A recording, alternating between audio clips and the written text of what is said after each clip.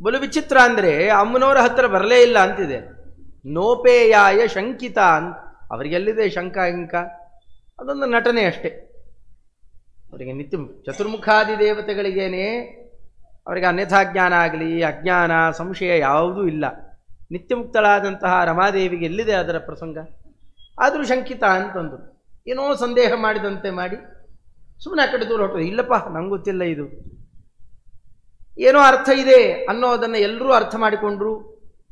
ಗೊತ್ತಾಗಿದ್ದೇನು, ಯಾರಿಗೋಸ್ಕರವಾಗಿ ಅವತಾರ ಮಾಡಿದ್ದಾನೋ ಆತನ್ನ ಹಿಂದಿಟ್ಟು ಇವರೆಲ್ಲ ಮುಂದೆ ಬಂದಿದ್ದಾರಲ್ಲ, ಅವನನ್ನು ಮುಂದೆ ಕರ್ಕೊಂಬರಲಿ ಅಂತ ಭಗವಂತನಿಗೆ ಇಚ್ಛಾ ಇದೆ. ಅರ್ಥ ಮಾಡಿಕೊಂಡ್ರು. ರಮಾದೇವಿಯಿಂದ ಪ್ರೇರಿತರಾಗಿ ಬ್ರಹ್ಮದೇವರು ಕರ್ಕೊಂಬರ್ತಾರೆ. ಬಾರಪ್ಪ, ನಮ್ಮನೆಯಲ್ಲಿ ಯಾವಾಗಲೂ ಹೂ ತಂದು ಕೊಡ್ತಾ ಇದ್ದಿ ಭಗವಂತನ ಪೂಜೆಗೆ, ಈಗ ನಾನು ನಿನಗೆ ಕೊಡ್ತೇನೆ. ನಮ್ಮನೆಯಲ್ಲಿ ಯಾವಾಗಲೂ ನಾ ಪೂಜೆ ಮಾಡಲಿ ಅಂತ ತಂದು ಕೊಡ್ತಿದ್ದಿ, ಈಗ ನಾ ಕೊಡ್ತೇನೆ ನಿನಗೆ ಹೂವಿನ ಹಾರ, ತೊಗೊಂಡೋಗಿ ನರಸಿಂಹದೇವರಿಗೆ ಹಾಕು. ಆ ಹಾರವನ್ನು ಕೊಟ್ಟರೆ ತಂದು ಪಾದಕ್ಕೊಪ್ಪಿಸಿ ಅದ್ಭುತ ಸ್ತೋತ್ರ ಮಾಡ್ತಾರೆ. ಶಾಂತ ಆಗಿಬಿಟ್ಟಂತೆ. ಅಲ್ಲಿ ತನಕ ಆರ್ಭಟ ಮಾಡ್ತಾ ಇದ್ದಂತಹ ಭಗವಂತ ಶಾಂತನಾದ. ಹಾಗಾದ್ರೆ ತಾರತಮ್ಯಕ್ಕೇನಾರು ಚ್ಯುತಿ ಬಂತ? ಅಲ್ಲ, ಬ್ರಹ್ಮಾದಿ ದೇವತೆಗಳು ಎಲ್ಲ ಇವ್ರ ಮೇಲಿದ್ದವರೆ. ಅವ್ರು ಯಾರಿಗೂ ಒಲಿದೇನೆ ಇವ್ರಿಗೆ ಒಲದ ಅಂದ್ರೆ ಏನರ್ಥ? ಅಲ್ಲೊಂದು ಬೇರೆ ಸೂಕ್ಷ್ಮ ಅಂಶ ಇದೆ. ಯಾವ ಜಾತಿಯಲ್ಲಿ ಎಲ್ಲಿ ಯಾರು ಹೇಗಾರು ಹುಟ್ಟು ಬಂದಿರಲಿ, ಬೇಕಾದ ಪ್ರಸಂಗದಲ್ಲಿರಲಿ, ಹರಿಭಕ್ತಿಯನ್ನು ಮಾಡ್ತಾರೆ ಅಂತ ಆದರೆ ಅವರು ಎಲ್ಲಿದ್ದರೂ ಅವರನ್ನ ಮೇಲೆತ್ತಿ ಉದ್ಧಾರ ಮಾಡ್ತಾನೆ ಭಗವಂತ. ರಕ್ಷಣೆ ಮಾಡಿಯೇ ಮಾಡ್ತಾನೆ. ಈ ಬಾಹ್ಯಬಂಧಗಳ ಯಾವುದೂ ಕೂಡ ಭಗವಂತನ ಅನುಗ್ರಹಕ್ಕೆ ಪ್ರತಿಬಂಧಕ ಅಲ್ಲ. ದೊಡ್ಡ ಪ್ರಮೇಯ ಸಾರಬೇಕಾಗಿದೆ. ಅದಕ್ಕೋಸ್ಕರವಾಗಿ ಇವರಿಗಿಂತ ಉತ್ತಮೋತ್ತಮರಿದ್ದರೂ ಕೂಡ ದೇವತೋತ್ತಮರನ್ನೂ ಕೂಡ ಸ್ವಲ್ಪ ಬದಿಗೆ ಒತ್ತದಂತೆ ಮಾಡಿ, ಅವ್ರ ಮೇಲೆ ಅನುಗ್ರಹ ಇಲ್ಲ ಅಂತಲ್ಲ. ಅದು ಪ್ರಹ್ಲಾದರಾಜರೇ ಆಡ್ತಾರ ಆ ಮಾತನ್ನ. ಬ್ರಹ್ಮಾದಯ ಸುರಗಣಾ ಮುನಯ ಅಥ ಸಿದ್ಧಾ ಸತ್ವೈಕತಾನ ಮತಯ ವಚಸಾಂ ಪ್ರವಾಹೈ. ತಮ್ಮ ಮಾತಿನ ಪ್ರವಾಹದಲ್ಲಿ ನಮಗಷ್ಟು ದೇವರ ಬಗ್ಗೆ ಮಾತಾಡಿ ಸ್ವಲ್ಪ ಅಂತಂದು ಕೂಡಿಸಿ ನೋಡೋಣ, ಎಷ್ಟೊತ್ತು ಮಾತಾಡ್ತಾರೆ. ನೀವು ಯಾರನ್ನಾರ ಕೇಳ್ಕೊಳ್ಳೋಣ, ದೇವರ ಬಗ್ಗೆ ಸ್ವಲ್ಪ ಮಾತಾಡಿ. ಎಷ್ಟೊತ್ತು ಮಾತಾಡ್ತೇವೆ ನಾವು?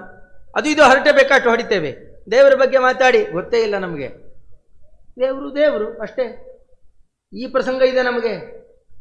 ಆದರೆ ಬ್ರಹ್ಮರುದ್ರಾದಿ ದೇವತೆಗಳು ಕಲ್ಪಗಟ್ಟಲೆ ಮಾತಾಡಬಲ್ಲರು. ಅಷ್ಟು ಅನಂತ ಗುಣೋಪಾಸಕರು, ವೇದ ಪ್ರತಿಪಾದ್ಯರು. ಅಂಥವರು ಸ್ತೋತ್ರ ಮಾಡಿದರು, ಅವ್ರಿಗೆ ವಶನಾಗಲಿಲ್ಲ. ನಾನು ಶಾಪಗ್ರಸ್ತನಾಗಿ ಉಗ್ರ ಜಾತಿಯಲ್ಲಿ ಮಾಡಬಾರದ ಅಪರಾಧ ಮಾಡಿದಂತಹ ಒಬ್ಬ ನೀಚನಲ್ಲಿ ಹುಟ್ಟಿ ಬಂದವನು ನಾನು. ಉಗ್ರ ಜಾತೆ ನಾ ಸ್ತೋತ್ರ ಮಾಡಿದರೆ ಅವರೆಲ್ಲರ ಮೇಲಿಗಿಂತ ಹೆಚ್ಚು ನನ್ನ ಮೇಲೆ ಪ್ರೀತಿ ಈ ಅಹಂಕಾರದಿಂದ ನಾ ಬರಲಿಲ್ಲ ಸ್ವಾಮಿ.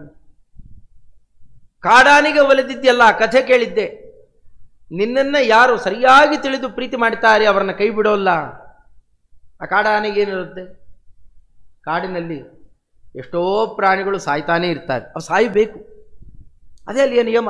ಒಂದನ್ನು ಕೊಂದು ಇನ್ನೊಂದು ಬದುಕಿದ್ರೆ ಅದು ಕಾಡು ಅಂತಂತಾರೆ. ಪ್ರಾಣಿಗಳೆಲ್ಲ ಹಾಗೆ ಇರ್ತವೆ. ಪಶುಜೀವನದ ಪ್ರಕೃತಿಯೇ ಆಗಿದೆ. ಅಂಥದ್ದು ಒಂದು ಆನೆ ಸತ್ತರೆ ಏನಂತಹ ಹಾನಿ ಅಲ್ಲ. ಎಲ್ಲಿ ಆನೆ ಸತ್ತು ಹೋಗುತ್ತೋ ಅಂತ ದಾಸರಾಯರು ಹೇಳ್ತಾರಲ್ಲ, ಮಡದಿಗೆ ಪೇಳದೆ ಬಂದೆ ಅಂತ ಹೆಂಡತಿಗೂ ಹೇಳಿಲ್ವಂತೆ. ಓಡೋಗಿ ಅಷ್ಟು ದೌಡಾಯಿಸಿ ಹೋಗಿ ಅವನನ್ನು ಕಾಪಾಡಿಕೊಳ್ಬೇಕಾದ ಅವಶ್ಯಕತೆ ಏನಿತ್ತಪ್ಪ ನಿನಗೆ? ಅವ ಭಕ್ತಿ ಮಾಡ್ತಾನೆ ಅಂತ. ನನ್ನ ಭಕ್ತಿ ಮಾಡುವವರಿಗೆಂದು ಹಾನಿಯಾಗಬಾರದು. ಅರ್ಜುನ, ಕೌಂತೆಯ ಪ್ರತಿಜಾನೀಹಿ ನಮೇ ಭಕ್ತ ಪ್ರಣಶ್ಯತಿ. ನೀ ಪ್ರತಿಜ್ಞೆ ಮಾಡು, ನನ್ನ ಭಕ್ತರಿಗೆ ಎಂದೂ ಹಾನಿ ಇಲ್ಲ ಅಂತ. ಕಾಪಾಡಿಕೊಂಡ್ಯಲ್ಲ, ನನ್ನಲ್ಲೂ ಸ್ವಲ್ಪ ಭಕ್ತಿ ಇದೆ, ಅದಕ್ಕೆ ನಿನ್ನ ಸ್ತೋತ್ರ ಮಾಡಲಿಕ್ಕೆ ನಿಂತಿದ್ದೇನಷ್ಟೇ ಎಂದು ಸಣ್ಣಗಾಗಿಬಿಟ್ನಂತೆ ಪರಮಾತ್ಮ. ಇದು ಎತ್ತಿ ತೋರಿಸಿಕೊಡ್ಬೇಕಾಗಿದೆ. ನಾವು ಹಾಗಾದರೆ ನಮ್ಮಲ್ಲೂ ಭಕ್ತಿ ಅಂತನ್ನುವ ಅದ್ಭುತವಾದ ಗುಣವನ್ನು ಸಂಪಾದನೆ ಮಾಡಿದರೆ ಭಗವಂತ ಪರಮಾನುಗ್ರಹ ಮಾಡ್ತಾನೆ. ನೀವು ಸುಮ್ಮನೆ 20 ಸತಿ ಹೇಳಿದ್ರು ಅರ್ಥ ಆಗೋಲ್ಲ. ಅದು ಮುಕುಂದ ಭಕ್ತಿ ಗುರು ಭಕ್ತಿ ಜಾಯಿ, ಮುಕುಂದ ಭಕ್ತಿ ಭಕ್ತಿ ಬೇಕ್ರಿ, ಹರಿಭಕ್ತಿ ಬೇಕು. ನೀವು 1000 ಸತಿ ಹೇಳಿದ್ರು ಅರ್ಥ ಆಗೋಲ್ಲ. ಆದರೆ ಹರಿಭಕ್ತಿ ಎಂಥ ಆಪತ್ಕಾಲದಲ್ಲಿ ಯಾರನ್ನ ಹೇಗೆ ಉದ್ಧಾರ ಮಾಡುತ್ತೆ ಅನ್ನೋದಕ್ಕೆ ಎಲ್ಲ ಒಳ್ಳೆ ಉದಾಹರಣೆಗಳು. ಮನದಟ್ಟಾಗುವಂತೆ ಶುಕಾಚಾರ್ಯರ ಉಪದೇಶದಲ್ಲಿ ನಾವು ಕಾಣ್ತೇವೆ ಅದನ್ನು. ಅಂಥದ್ದು ಆ ಹರಿಭಕ್ತಿ ವಿಶೇಷವನ್ನು ಅಲ್ಲಿ ಪ್ರಹ್ಲಾದರಾಜರೇನು ಆ ಕಾಲಕ್ಕೆ ನಡೆಸಿದ್ರು. ಅಂಥ ಭಕ್ತಿವಂತರ ಸೇವೆ ನಮಗೆ ಬೇಕು. ಮಂತ್ರಾಲಯ ಪ್ರಭುಗಳು ಅಂದರೆ ಬೇರೆ ಯಾರೂ ಅಲ್ಲ, ಅದೇ ಪ್ರಹ್ಲಾದರಾಜರೇ. ನೀವೆಲ್ಲ ಕಡೆಯಲ್ಲೂ ನೋಡಬಹುದಲ್ಲ, ಎಲ್ಲಿ ಯಾವ ಉತ್ಸವ ನಡೀತಾ ಇದ್ದರೂ ಕೂಡ ಮಂತ್ರಾಲಯದಲ್ಲಿ ಎಷ್ಟು ಉತ್ಸವ ನಡೆಯುತ್ತೆ, ಅಷ್ಟು ಬರೀ ಪ್ರಹ್ಲಾದರಾಜರ ಉತ್ಸವ ಮೂರ್ತಿ ಅಷ್ಟಕ್ಕೆ ಉತ್ಸವ ನಡೆಸ್ತಾರೆ. ಇದೆಲ್ಲ ಏನು ವೈಶಿಷ್ಟ್ಯ, ಏನು, ಯಾಕೆ? ಇವನ್ನೆಲ್ಲ ವಿಚಾರ ಮಾಡ್ತಾ ಹೊರಟಾಗ ಇದಕ್ಕೆಲ್ಲ ಉತ್ತರವನ್ನು ಕಾಣಬೇಕಾಗಿದ್ದರೆ ಸ್ವಲ್ಪ ಅವರ ಆಕೃತಿಯ ಬಗ್ಗೆ ವಿಚಾರ ಮಾಡ್ತಾ ಹೊರಟ್ರೆ ಅವರು ಯಾರು? ನಮ್ಮ ಆಚಾರ್ಯ ಇದರ ಬಗ್ಗೆನೇ ಹೇಳೋರು. 9 ತರಹದ ಆಕೃತಿಗಳು ಸಿಗ್ತಾವೆ. ಅದು ಅಷ್ಟೂ ಕೂಡ ನಮ್ಮಲ್ಲಿ ಹೇಳೋದು ಹಾಗೆ ಅಲ್ವೇ, ಆಕೃತಿ ಚಿಂತನೆ. ಆಕೃತಿ ಚಿಂತನೆ ಮಾಡಿದರೆ ಎಲ್ಲ ವಿಘ್ನಗಳು ನಾಶ ಆಗ್ತವೆ. ಆರಂಭದಲ್ಲಿ ಹೇಳೋದು ಅದನ್ನೇ ಅಲ್ಲ, ಗುರುಣ ಆಕೃತಿಂ ಸ್ಮರೇತ್. ಅದು ಸುಮ್ಮನೆ ಹೇಳೋದು ಹೇಳ್ತಾ ಇರೋದು, ಮಾಡೋದು ಬೇರೆ ಥರ, ಹಾಗಲ್ಲಲ್ಲ. ನಮಗೆರಡೂ ಹೊಂದಾಣಿಕೆ ಆಗಬೇಕು. ಆ ಪಾದ ಮೌಳಿ ಪರ್ಯಂತಂ, ಇದು ಬಂದಿರೋದು ಗುರುಸ್ತೋತ್ರ ಅಂತ ಸ್ಕಾಂದ ಪುರಾಣದಲ್ಲಿ, ಅಲ್ಲಿ ವರ್ಣನೆ ಮಾಡ್ತಾರೆ ಇದನ್ನು. ಆ ಪಾದ ಮೌಳಿ ಪರ್ಯಂತಂ, ಪಾದದಿಂದ ಮೌಳಿಯ ಪರ್ಯಂತರವಾಗಿ ಗುರುಗಳನ್ನು ಚಿಂತನೆ ಮಾಡಬೇಕು.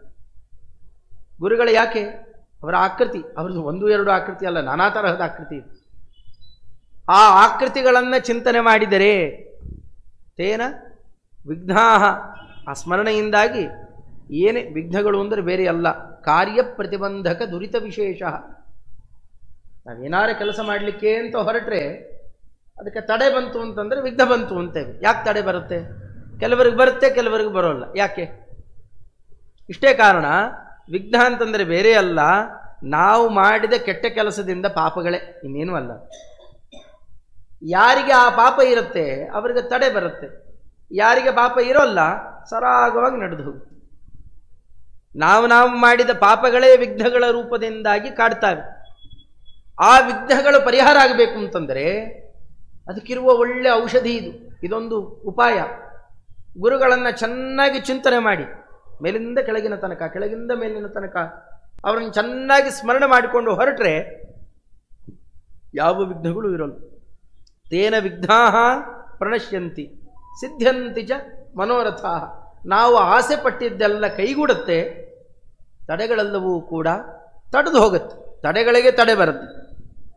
ಅಂಥ ಶಕ್ತಿ ಗುರುಗಳ ಆಕೃತಿಯ ಸ್ಮರಣೆಯಲ್ಲಿದೆ. ಎಷ್ಟೆಷ್ಟು ಆಕೃತಿಗಳಿದ್ದಾವೆ ಅಂತ ಅವರು ಗುರುಸ್ತೋತ್ರದಲ್ಲಿ ಅಪ್ಪಣಾಚಾರ್ಯರೇ 8-9 ಆಕೃತಿಗಳನ್ನು ವರ್ಣನೆ ಮಾಡಿದ್ದಾರೆ ಅಂತ ಇಲ್ಲಿ ತೋರಿಸಿಕೊಡ್ತಾರೆ. ಅದನ್ನೆಲ್ಲ ಆಚಾರ್ಯರು ವರ್ಣನೆ ಮಾಡ್ತಾ ಇದ್ರು. ಆ ರೀತಿಯನ್ನು ಇಟ್ಟುಕೊಂಡು ನೋಡ್ತಾ ಹೊರಟಾಗ ನಮಗೆ ಈ ಎಲ್ಲ ಪ್ರಶ್ನೆಗಳು, ಅದೇನು ವಿಚಿತ್ರ, ಮಂತ್ರಾಲಯ ಪ್ರಭುಗಳನ್ನೇ ಯಾಕೆ ಈ ಕಾಲಮಾನದಲ್ಲಿ ಮೆರೆಸ್ತಾ ಇರೋದು? ಅವರಿಗಿಂತ ಹಿರಿಯರು ಅನೇಕ ಜನ ಇದ್ದಾರೆ, ಅವರ ನಂತರದಲ್ಲಿ ಬಂದವರು ಅನೇಕ ಜನ ಇದ್ದಾರೆ. ಇವರನ್ನೇ ಎತ್ತಿ ಹಿಡಿಲಿಕ್ಕೆ ಏನು ಕಾರಣ? ಹರಿವಾಯುಗಳ ಅಪೇಕ್ಷೆ ತೋರಿಸಲಿಕ್ಕೆ ಏನು ಕಾರಣ? ಇದೆಲ್ಲ ಗೊತ್ತಾದಾಗ, ಅದರ ಹಿನ್ನೆಲೆ ಅರ್ಥ ಆದಾಗ ನಮಗೂ ಉಪಾಯ ಸಿಗುತ್ತೆ. ನಮಗೂ ಕಷ್ಟಗಳಿದ್ದಾವೆ, ಅವುಗಳನ್ನೆಲ್ಲ ಕಳ್ಕೊಳ್ಳಿಕ್ಕೆ ಒಳ್ಳೆ ಉಪಾಯ ಸಿಗುತ್ತೆ. ಅವಿಚ್ಛಿನ್ನವಾಗಿ ಇನ್ನು ಮಂತ್ರಾಲಯ ಪ್ರಭುಗಳ ಸೇವೆ ನಾವು ಮಾಡ್ತೇವೆ. ಅದಕ್ಕೆ ಬೇಕಾದ ಒಂದು ಒಳ್ಳೆ ಪರ್ವಕಾಲ. ಸುಮ್ಮನೆ ಎಲ್ಲೋ ಏನೋ ಹೇಳಿಬಿಟ್ರೆ ಮನದಟ್ಟಾಗೋಲ್ಲ. ಅದಕ್ಕೆ ಅಂತ ಸ್ವಲ್ಪ ಕಾಲ ಕೂತು ಹಿಂದೆ ಮುಂದೆ ಎಲ್ಲ ವಿಮರ್ಶೆ ಮಾಡಿದಾಗ ಮನಸ್ಸಿಗೆ ನಾಟಿ ಬಿಟ್ಟರೆ ಆ ಕೆಲಸ ಮುಂದುವರಿಬೇಕಾಗಿದ್ದರೆ ಮಧ್ಯದಲ್ಲಿ ಸಂದೇಹ ಬರೋದೇ ಇಲ್ಲ, ಇನ್ನಷ್ಟು ದೃಢವಾಗಿ ಆ ಕೆಲಸವನ್ನು ಮಾಡಬಹುದು. ಹಾಗಾದ್ರೆ ಅಂತಹ ಆಕೃತಿಗಳು ಯಾವುದ್ಯಾವುದು? ಈ ಸಾಧಾರಣ 7-8 ದಿವಸಗಳಲ್ಲಿ ಯಥಾಶಕ್ತಿ ಅವುಗಳ ಬಗ್ಗೆ ಪರಿಚಯ ಪಡೆಯಬಹುದು. ಅಂಥ ಆಕೃತಿಗಳು ಯಾವುದ್ಯಾವುದು? ಮೊದಲನೇದು ಅವರ ಆಕೃತಿ. ಅವರು ಯಾರ ಆಕೃತಿ? ಈಗ ಬಂದವರು ಆಕೃತಿ ಅಂತಂದರೆ ಅವರದ್ದೇ ಒಂದು ಅಂಶ ಅಂತಲ್ವೇ. ಯಾರ ಆಕೃತಿ ಅಂತ ಕೇಳಿದಾಗ ಮೊದಲು ಶಂಕುಕರ್ಣ ಅಥವಾ ಪ್ರಹ್ಲಾದರಾಜರು ಅಥವಾ ವ್ಯಾಸರಾಜರ ಅವತಾರ ಅಂತ ಹೀಗೆಲ್ಲ ಹೇಳ್ತೇವೆ. ಇದು ಮೊದಲನೇ ಒಂದು ಆಕೃತಿ. ಅವರು ಯಾರು ಅಂತ, ಪೂರ್ವದಲ್ಲಿ ಯಾರು, ಅವ್ರ ಬಗ್ಗೆ ಎಲ್ಲಿ ಪರಿಚಯ ಇದೆ ಏನು ಅಂತ ನೋಡೋದೆಲ್ಲ ಒಂದು ಆಕೃತಿ. ಆದರೆ ಎರಡನೇ ಆಕೃತಿ ಅಂತಂದರೆ ಅವರ ಭೌತಿಕ ರೂಪ. ಅವರು ಭೌತಿಕವಾಗಿ ಹೇಗಿದ್ದರು, ಇದ್ರಲ್ಲಿ ತುಂಬ ಅರ್ಥ ಇದೆ. ಪ್ರಹ್ಲಾದರಾಜರು ಅಂತ ಕೇಳಿದಾಗ ಅದಕ್ಕೆ ಬರೋ ಮಹತ್ವನೇ ಬೇರೆ. ಅವರು ಹಿಂದೆ ವ್ಯಾಸರಾಜರಾಗಿದ್ದರು ಅಂತಂದಾಗ ಅಥವಾ ಬಾಲ್ಯಕರಾಜರಾಗಿದ್ದರು, ಬ್ರಹ್ಮದೇವರ ಸೇವೆ ಮಾಡ್ತಾ ಇದ್ರು, ಇವೆಲ್ಲ ಗೊತ್ತಾಗಲಿಲ್ಲ ಅಂದರೆ ಮಂತ್ರಾಲಯ ಪ್ರಭುಗಳ ಮಹತ್ವ ಗೊತ್ತಾಗೋಲ್ಲ. ಕಂಡುಕೊಂಡವರಿಗೆಲ್ಲ ಸರಸ್ವತಿ ದೇವಿ ಅಮ್ಮನವರು ಬಂದು ನೀನು ಆಶ್ರಮ ತಗೋ ಯಾರಿಗಾನೇ ಹೇಳಿ ಚರಿತ್ರೆ ಕೇಳ್ತೇವಾ? ಯಾಕೆ ಅಂತಂದರೆ ಅದಕ್ಕೆ ಕಾರಣ ಇದೆ. ನಮ್ಮ ಮನೆಯಲ್ಲಿ ಹೂ ತರ್ತಾ ಇದ್ದ ಹುಡುಗ ಅವನು, ನನಗೆ ಗೊತ್ತಿದೆ. ನೀ ತಗೋಬೇಕಪ್ಪ, ಇಲ್ಲಿ ನಿನ್ನಲ್ಲಿ ಸನ್ನಿಧಾನ ನಾವಿಡ್ತೇವೆ ನೋಡಿ. ಇದಕ್ಕೆ ಕಾರಣ ಇದೆ, ಹೊಂದಾಣಿಕೆ ಇದೆ. ಹೀಗಾಗಿ ಆ ಹಿನ್ನೆಲೆಯ ಆಕೃತಿಯ ಚಿತ್ರಣ ನಮಗೆ ಬೇಕು. ಅದಾದ ಮೇಲೆ ಅವರ ಭೌತಿಕ ಆಕೃತಿ ಅದು ಬೇಕು. ದೊಡ್ಡವರ ಚರಿತ್ರೆಯನ್ನು ಕೇಳೋದರಿಂದ ಅವರು ಭೌತಿಕವಾಗಿ ಹಾಗಿದ್ದರು ಅಂತ ಗೊತ್ತಾದರೆ ನಾವು ಹಾಗಿರಬೇಕು, ಹೇಗಿರಬೇಕು ಎಲ್ಲ ಗೊತ್ತಾಗುತ್ತೆ. ಎಷ್ಟು ದೊಡ್ಡ ವಿದ್ಯಾಪ್ರಪಂಚ, ಎಂಥ ದೊಡ್ಡ ಅದ್ಭುತವಾದ ವರ್ಚಸ್ಸು. ಇವತ್ತು ಅವರ ನಾಮೋಚ್ಚಾರಣೆ ಮಾಡಿದರೆ ಬೇಕಾಷ್ಟು ಶ್ರೀಮಂತರಾಗಿ ಹೋಗ್ತೇವೆ ನಾವು. ಆದರೆ ಅವರು ದಾರಿದ್ರ್ಯವನ್ನು ಕೇಳಿ ಬೇಡಿ ಪಡೆದು ಆ ದಾರಿದ್ರ್ಯ ಅಂತಂದರೆ ಅದು ಊಹೆ ಮಾಡಲಿಕ್ಕೂ ಶಕ್ಯ ಇಲ್ಲ. ಏನು ಚಿನ್ನೆ ವಸ್ತ್ರೇ ಭಿನ್ನ ಪಾನೀಯ ಪಾತ್ರೆ, ಇಷ್ಟು ವಿಚಿತ್ರ ಅಂತಂದರೆ ಆ ಕಾಲಕ್ಕೆ ಇಷ್ಟು ಭಗವಂತನನ್ನು ಒಲಿಸಿಕೊಂಡು ರಾಜಾದಿರಾಜರಾಗಿ ರತ್ನಾಭಿಷೇಕ ಎಲ್ಲ ಮಾಡಿಸ್ಕೊಂಡು ಮೆರಿತಾ ಇದ್ದವರು ಉಟ್ಟುಕೊಳ್ಳಿಕ್ಕೆ ವಸ್ತ್ರ ಇಲ್ಲ, ದಪ್ಪ ವಸ್ತ್ರ ಅಂತ. ಹರಕಲಾದರೆ ಅಲ್ಲಲ್ಲಲ್ಲಿ ಗಂಟು ಹಾಕ್ಕೋಬೇಕಷ್ಟೇನೆ, ಸೂಕ್ಷ್ಮ ವಸ್ತ್ರ ಇಲ್ಲೇ ಇಲ್ಲ, ಇನ್ನೆಲ್ಲಿ ರೇಷ್ಮೆ ವಸ್ತ್ರ ಅಂತ. ತಲೆಗೆ ಹಚ್ಚಲಿಕ್ಕೆ ಎಣ್ಣೆ ಇಲ್ಲ, ಇನ್ನು ಎಲ್ಲಿಂದ ಬರಬೇಕು ತುಪ್ಪಗಿಪ್ಪ ಅಂತ ಕೇಳ್ತಾರೆ. ಇಂಥದ್ದೆಲ್ಲ ವಿಚಿತ್ರವಾದ ಆ ಪ್ರಸಂಗದಲ್ಲಿದ್ದವರು ಎಷ್ಟು ಪ್ರಶಾಂತಿಯಿಂದ ಇದ್ದರು ಅಂತ ಇದು ಮಂತ್ರಾಲಯ ಪ್ರಭುಗಳೇ ನೋಡಿ ಅನುಮೋದಿಸಿದಂತಹ ರಾಘವೇಂದ್ರ ವಿಜಯ ಕಾವ್ಯದಲ್ಲಿ ದಾಖಲೆಯಾಗಿದೆ. ಇದೆಲ್ಲ ಕೇಳಿದಾಗ ಹೊರಗಿನ ಸಂಪತ್ತಿದ್ದಾಗ ಮಾತ್ರ ದೇವರನ್ನು ಒಲಿಸ್ಕೊಳ್ತೇವೆ, ಭಾಗವತ ಧರ್ಮ ಅನುಷ್ಠಾನ ಮಾಡಲಿಕ್ಕೆ ಸ್ವಲ್ಪ ಬರ್ತೇವೆ, ನಮಗದೆಲ್ಲ ಇಲ್ಲಲ್ಲ, ಅದಕ್ಕೆ ನಾವು ಹೆಚ್ಚು ಧರ್ಮಾನುಷ್ಠಾನ ಮಾಡೋದು ಹೀಗನ್ನೋ ಹಾಗಿಲ್ಲ. ಅದರ ಪರಿಚಯ ಎಲ್ಲ ಆಗಲಿಕ್ಕೆ ಇದು ತುಂಬ ಒಳ್ಳೆ ಸಹಾಯಕ. ನಮಗೆ ಅವರು ಭೌತಿಕರು, ಅವರು ಅದು ಎರಡು ರೀತಿಯಲ್ಲಿ. ಒಂದು ಆಶ್ರಮ ಸ್ವೀಕಾರ ಮಾಡುವುದಕ್ಕೆ ಮುಂಚೆ, ಆಶ್ರಮ ಸ್ವೀಕಾರ ಮಾಡಿದ ಮೇಲೆ ಕ್ಷಮಾ ಸುರೇಂದ್ರೋ ವತುಮಾಂ ಸದಾಯಂ, ಅವರಲ್ಲಿದ್ದಂತಹ ದೇವಸ್ವಭಾವ, ರಕ್ಷಣೆ ಮಾಡ್ತಾ ಇದ್ದಂತಹ ಗುಣಗಳು ಇವೆಲ್ಲ ಇದೆಯಲ್ಲ, ಅದನ್ನೆಲ್ಲ ನಾವು ಗಮನಿಸಬೇಕಾಗಿದ್ದರೆ ಅಲ್ಲಿ ಆ ಭೌತಿಕ ಆಕೃತಿಯನ್ನು ನೋಡಬೇಕು. ಭೌತಿಕ ಆಕೃತಿ ನೋಡಿದ್ರೂ ಕೆಲವೊಮ್ಮೆ ಏನೂ ಅರ್ಥ ಆಗೋಲ್ಲ ನಮಗೆ. ಅರ್ಥ ಆಗಬೇಕಾಗಿದ್ದರೆ ಅವರ ಗುಣಸ್ವಭಾವವನ್ನು ನೋಡಬೇಕು. ಗುಣ ಅನ್ನುವ ಆಕೃತಿ ಇದೆಯಲ್ಲ ಒಳಗಡೆ, ಆ ಗುಣದ ಬಣ್ಣವೇ ಬೇರೆ. ಮೇಲ್ನೋಟಕ್ಕೆ ಕೆಲವರು ತಂದೆನೋ ತಾಯಿನೋ ಅಥವಾ ಹೆಂಡತಿನೋ ಗಂಡನೋ ಯಾರನ್ನ ಕಪ್ಪುಗೋ ಗಿಪ್ಪುಗೋ ಹೇಗೋ ಇರಬಹುದು. ಒಳ್ಳೆ ಸ್ವಭಾವ ಇದ್ದರೆ ಈ ಹೊರಗಿನ ಬಣ್ಣ ಅದು ಎಲ್ಲಿಗೂ ಲೆಕ್ಕವೇ ಇಲ್ಲ. ಹಾಗಿದ್ದಂತೆ ಒಳಗಡೆಯಲ್ಲಿರ್ತಕ್ಕಂತಹ ಗುಣದ ಆಕೃತಿ ಇದೆಯಲ್ಲ, ದೇವಸ್ವಭಾವ ದಿವಿಜದ್ರುಮೋಯಂ ಇಷ್ಟಪ್ರದೋ ಮೇ ಸತತಂ ಸಭೂಯ, ಅವರ ಆ ಆಕೃತಿ ಬೇರೆಯೇ.